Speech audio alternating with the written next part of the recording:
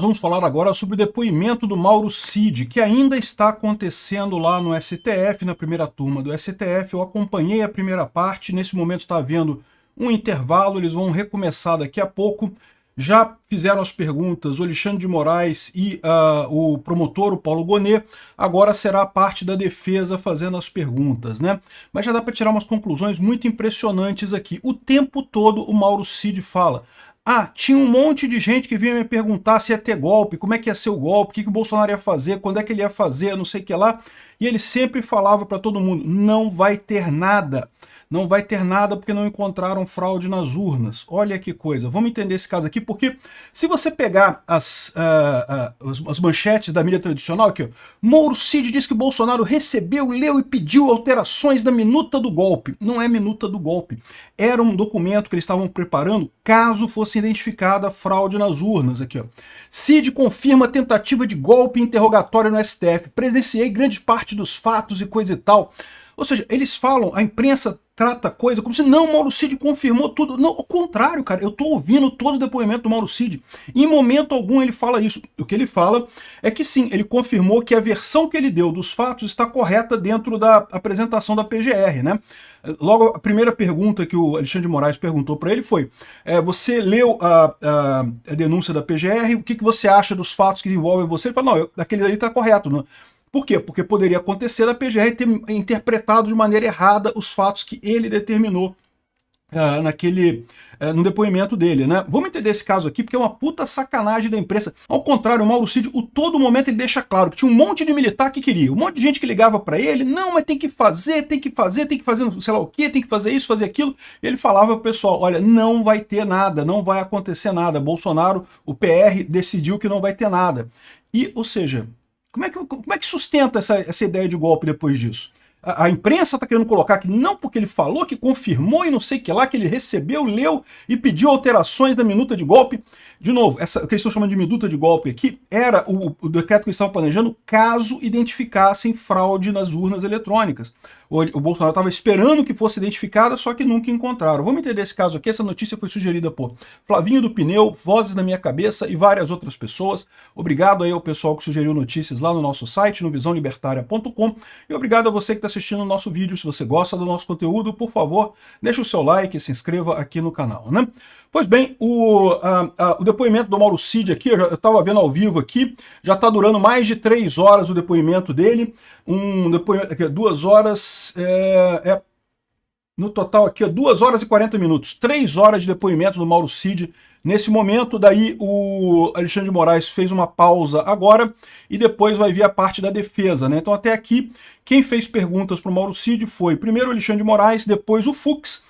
O Fux decidiu aparecer lá porque vocês lembram que teve um desacordo, que o Fux falou: poxa, que coisa estranha, esse negócio dele dar 9 depoimentos e não sei o que lá, que isso pode ter sido fraude no depoimento, mas parece que já tinha uma jogada acertada, né?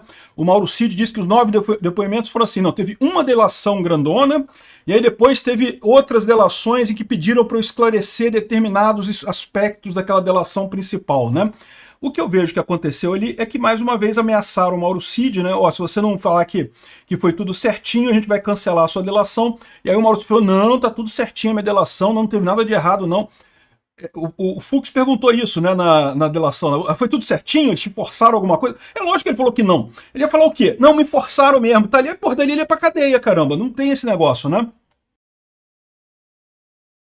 Então, é evidente que ele está sendo coagido nessa história, mas o Fux também foi chamado, né? O Alexandre de Moraes chamou o Fux justamente para ele poder perguntar ao Mauro Cid, para ter certeza que não está havendo nenhuma forçação de barra. E aí o que ele perguntou, a principal coisa que ele perguntou, ele fez outras perguntas lá.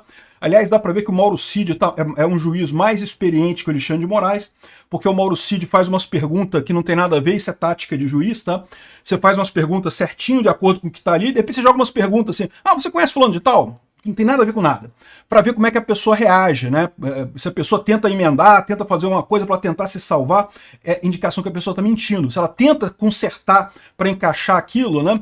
Porque quem fala a verdade, você tem uma base sólida no que você está falando. Se você começa a mentir, você perde essa base. E aí, se alguém faz uma pergunta, aí você não sabe: caraca, eu menti sobre isso ou não menti? Eu falei isso ou não falei? Então isso é tática de interrogação de juiz. O Fux, dá para ver claramente que é um juiz mais experiente que o Alexandre de Moraes. Jogou várias iscas delas no Mauro Cid, mas o Mauro Cid não caiu nenhuma.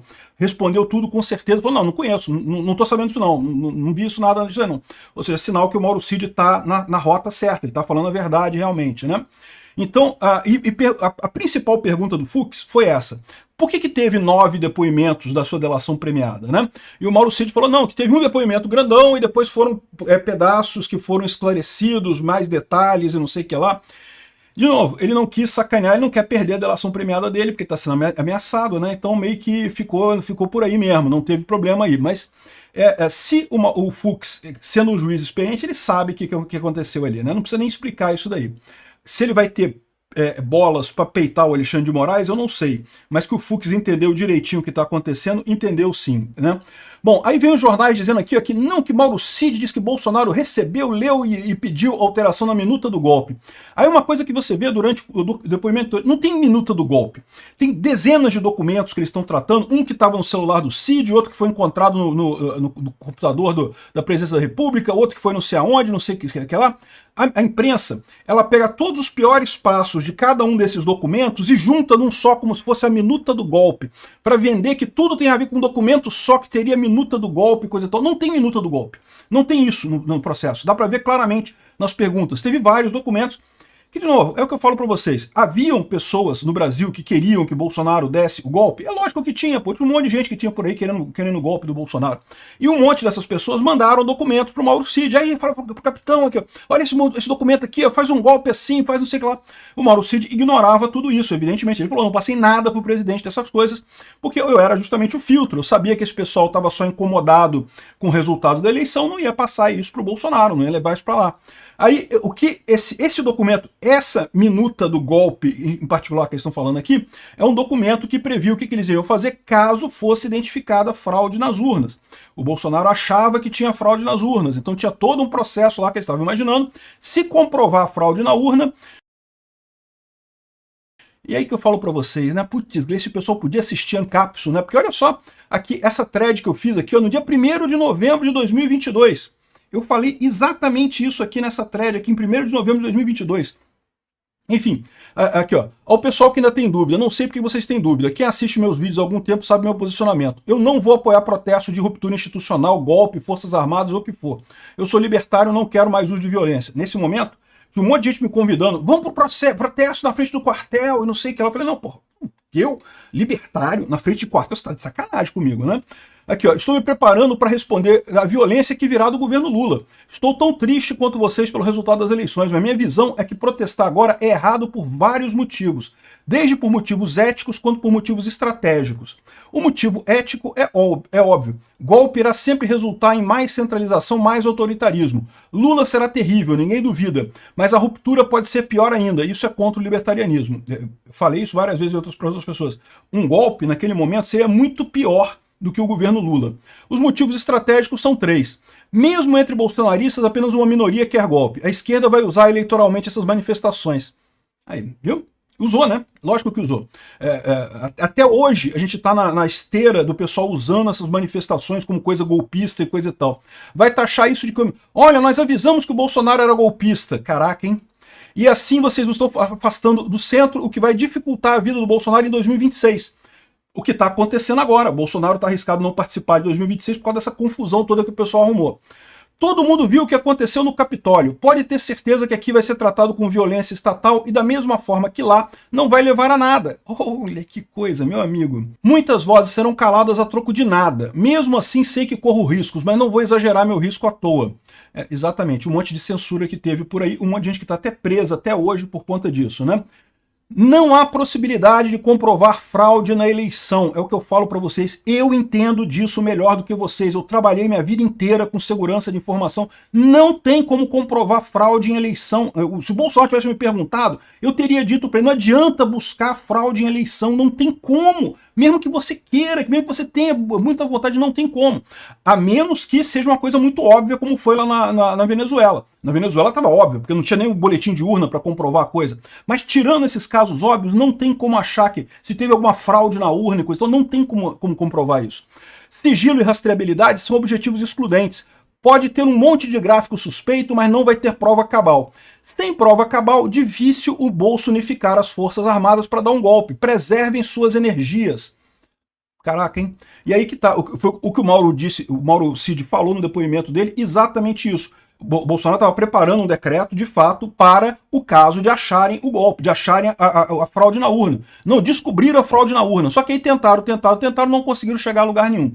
Não chegaram em nada que comprovasse fraude na urna. Ele viu que não ia conseguir sem uma fraude aberta, sem uma prova cabal, não consegue unificar as Forças Armadas para dar um golpe, então preservem as energias, não vai ter nada com isso, né? Espero que os caminhoneiros liberem as estradas e sigamos em frente com nossas vidas. Não vai faltar desafios reais no ano que vem, e ano que vem podem contar comigo em todos os protestos contra o Lula. Até lá, vou seguir com os meus vídeos como tenho feito sempre, né? Ou seja, no final das contas, aqui, se tivesse me ouvido nesse troço, que é um troço que eu entendo, que eu sou consultor nessa porra, que nego me paga dinheiro para fazer isso, não tinha acontecido essa confusão toda, né? Enfim, vai recomeçar o depoimento do Mauro Cid, então eu vou voltar a ouvir aqui, que eu quero fazer a segunda parte, que é a parte da defesa dele. Mas prestem atenção, o Mauro Cid não confirmou nada, não confirmou tentativa de golpe de coisa nenhuma. O que ele falou foi exatamente isso, olha só. Não vai acontecer nada porque não encontraram fraude nas urnas. Havia um plano para caso fosse identificada fraude nas urnas. A busca de Bolsonaro era para uma evidência de fraude nas urnas, que eles nunca iriam encontrar.